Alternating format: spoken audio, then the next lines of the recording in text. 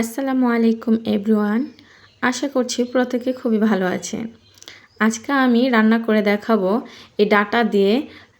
এই ডাটাগুলো আমাদের বাড়ির পিছনেই লাগানো হয়েছিল, সেখান থেকে আমি উঠিয়ে নিয়ে এসেছি। দেখেন এখানে অনেকগুলো পরিমাণে আমি ডাটা নিয়েছি। এখানে আমি ডাটা রান্না করব, সাথে পাতাগুলো রান্না করে আপনাদেরকে আজকে দেখাবো। সবগুলো ডাটা জমি থেকে এনে এই যে উঠিয়ে এখানে রেখেছি। এখন ডাটাগুলো খুব সুন্দরভাবে বেছে নেব। দেখতে থাকুন কিভাবে আমি ডাটাগুলো বাছতেছি। ঠিক এভাবেই বেছে নেবেন সবগুলো ডাটা। আপনার ফ্যামিলিতে যদি মানুষ পরিমাণে বেশি হয় তাহলে আপনি ডাটার পরিমাণও কিন্তু আরও বাড়িয়ে নিতে পারেন। এই দেখুন এই পাতাগুলো দিয়ে আমি ভর্তালাড়া রান্না করব, আর এই ডাটা দিয়ে আমি রান্না করব মাছ দিয়ে। এখানে আমি 2টা আলু দিয়েছি ডাটার সাথে, আর পাতাগুলো বেছে নিয়েছি।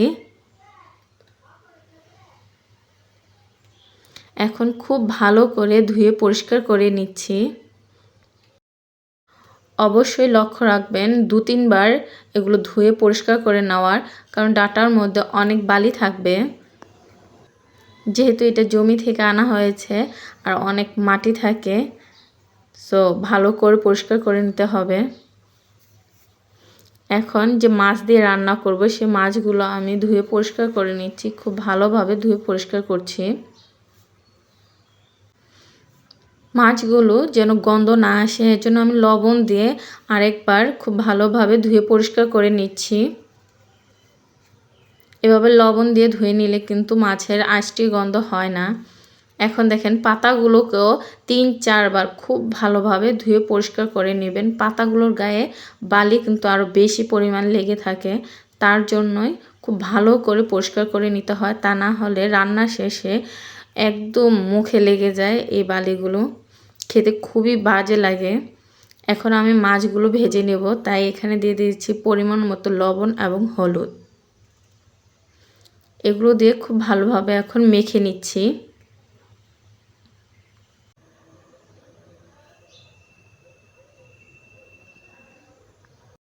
আর এরই মধ্যে একটি চুলায় কড়াই বসিয়ে আমি আগুন জ্বালিয়ে দিয়েছি। কড়াইটি যতক্ষণে গরম হচ্ছে ততক্ষণের মধ্যে আমি পাতাগুলো আবারও খুব ভালোভাবে ধুয়ে পরিষ্কার করে নিচ্ছি। পাতাগুলোকে কিছুক্ষণ পানিতে ডুবিয়ে রেখেছিলাম, তাই একটু পরপর এসেই ভাজছি। এখন 2 সাইডে 2টা কড়াই বসিয়েছি। একটাতে মাছ ভাজবো, আরেকটাতে রান্না করব এই ডাটা তরকারি। কড়াইতে তেল দেওয়ার পর হালকা গরম হয়ে এসেছে। এই পর্যায়ে মাছগুলো দিয়ে দিচ্ছি আমি। কাজটি সাবধানে করবেন যেন হাতে ফুটে না যায়। অবশ্যই চুলার আঁচটি হালকা কমিয়ে নেবেন। সবগুলো মাছ দিয়ে দিয়েছি। এখন সুন্দরভাবে ভাজা হবে।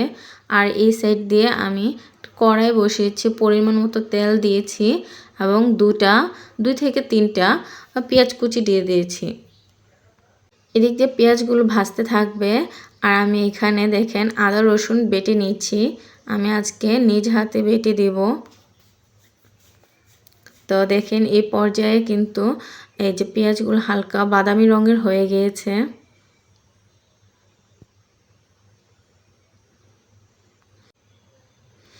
এই যে মাছগুলো হালকা ভাজা হচ্ছে, এই পর্যায়ে আমি এই যে বেটে নিয়ে এখন দিয়ে দেব আদা রসুনগুলো।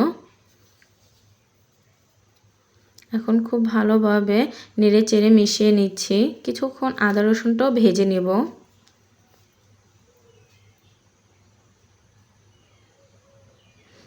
আদা রসুন খুব ভালোভাবে ভাজা হয়ে গেলে এই পর্যায়ে দিয়ে দিচ্ছি আমি লবণ। পরিমাণ মতো লবণটা দিবেন। সো আমি পরিমাণ মতো লবণ দিয়ে দিচ্ছি 1 চামচ পরিমাণ হলুদ, 1.5 থেকে 2 চামচ পরিমাণ মরিচ গুঁড়া। আপনাদের ঝাল অনুযায়ী এটা নিয়ে নেবেন। দিয়ে দিচ্ছি ধনিয়ার গুঁড়া, দিয়ে দিচ্ছি জিরার গুঁড়া।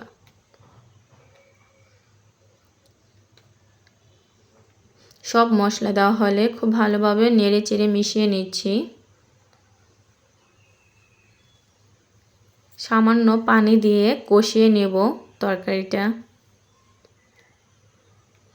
তো ভালোভাবে কষানো হয়ে গেলে এখানে ডাঁটা এবং আলু দুটোই একসাথে খুব দিয়ে দিচ্ছি। সবগুলো মশলা একসাথে ডাঁটার সাথে নেড়ে চেড়ে মিশিয়ে নিলাম। এভাবে এখন আমি কিছুক্ষণ কষিয়ে নেব। আমি আগেই ফ্রিজে টমেটো রেখেছিলাম, সে ফ্রিজ থেকে এনে আমি টমেটোগুলো দিয়ে দিচ্ছি। এখানে 2টা পরিমাণ টমেটো আমি দিয়েছি। এখন খুব ভালোভাবে মিশিয়ে কষিয়ে নেব তরকারিটা। এই তরকারিটা কষানো হতে হতে এদিক দিয়ে দেখেন মাছ কিন্তু প্রায় ভাজা হয়ে গিয়েছে। আমি এর মধ্যে উল্টিয়ে দিয়েছিলাম মাছটি। মাছ কিন্তু প্রায় ভাজা হয়ে গিয়েছে। এ পর্যায়ে দেখেন এখানে কিন্তু আমার ডাঁটাটাও খুব ভালোভাবে কষানো হয়ে গিয়েছে। এই পর্যায়ে দিয়ে দিলাম ঝোল। এখানে ঝোল আমি পরিমাণ মতো ঝোল দিয়ে দিয়েছি, দেখে নিশ্চয়ই বুঝতে পারছেন। এই ঝোলে বলক আসতে আসতে এই পর্যায়ে আমি পাতাগুলো কেটে নিচ্ছি। বিড়ালগুলো আমায় খুব পরিমাণ জ্বালায়, ওরা খুব জ্বালায়। এই দেখুন এভাবে আমি পাতাগুলো হাতের মুঠোয় নিয়ে নিচ্ছি।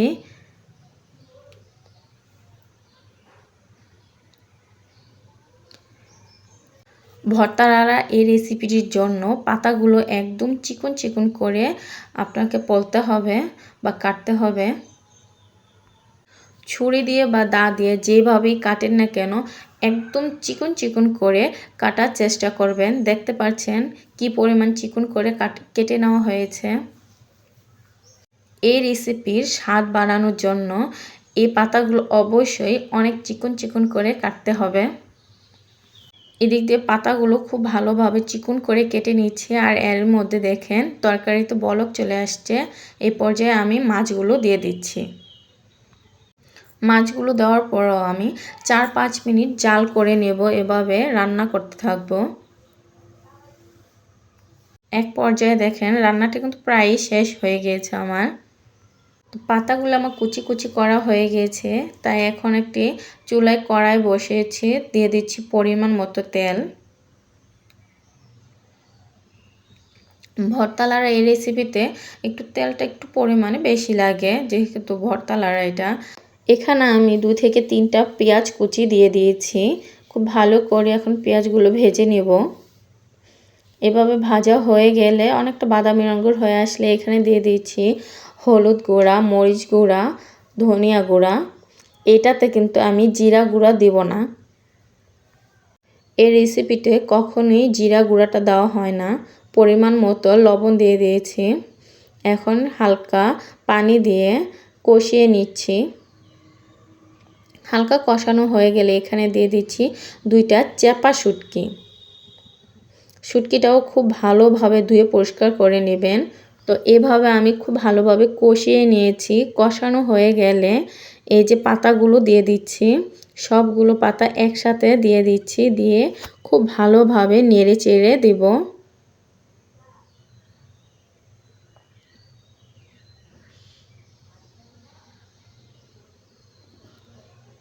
নেড়ে চেড়ে দেওয়ার পর এখানে একটি ঢাকনা দিয়ে ঢেকে দিচ্ছি। কিছুক্ষণ পরে দেখেন পাতাগুলো চুপসে একদম অল্প হয়ে গিয়েছে। এখন খুব ভালোভাবে রান্না করে নিচ্ছি। পাতা থেকে অল্প একটু পানি বের হবে, সেই পানিটা দিয়েই আমি এই ভর্তা লাড়াটা সিদ্ধ করে নিচ্ছি এবং রান্না করে নিচ্ছি।